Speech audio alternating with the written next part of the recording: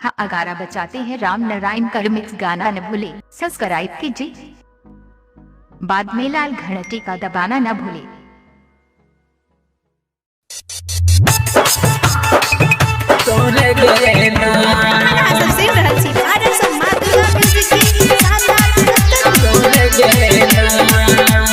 Music by DJ Umesh, Shukipur बाजार। क्रिया कसम खाए के लव में फंसाए के राम नारायण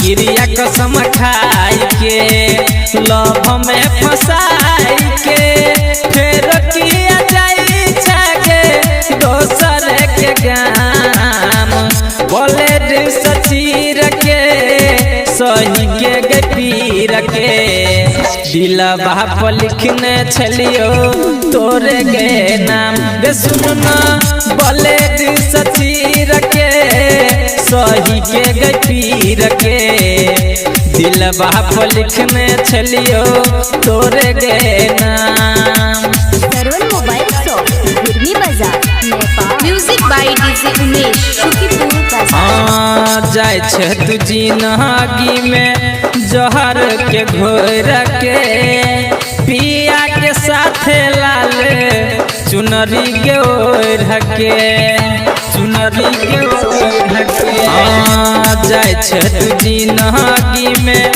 जहर के घोर के पिया के साथ लाल चुनरी के ओढ़ के जोगे हर जाई लक जाय छे हमर जान करे जाम हमारा मारे के बान जोगे हर जाई लक जाय छे हमर जान करे जाम हमारा मारे के बान बोले सचीर के सही के पीर के दिलवा पर लिखने छलियो तोरे गए नाम गे सुनना बोले सचीर के सही के पीर के दिलवा पर लिखने छलियो तोरे गए नाम।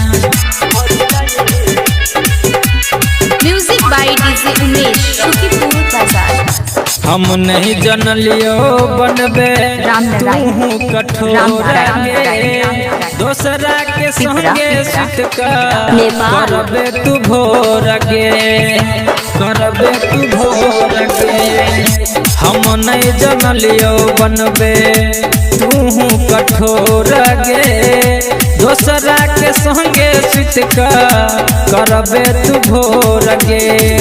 राइटर संतोष सिरहाली ज्ञान यादव के लाग निकल जेते परनमा के जान राइटर संतोष सिरहाली ज्ञान यादव के लाग निकल जेते परनमा के जान बोले सचीर के सही के पीर के दिलवा पर लिखने छलियो तोरे गए नाम गे सुनना बोले सचीर के सही के पीर के दिलवा पर लिखने छलियो तोरे गए नाम।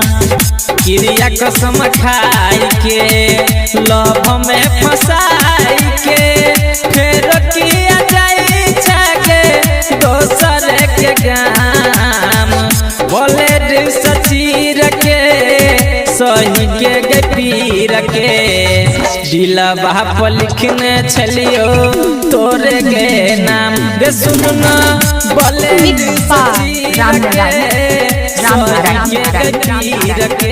दिलवा पर लिखने छलियो तोरे के नाम तोरे के नाम।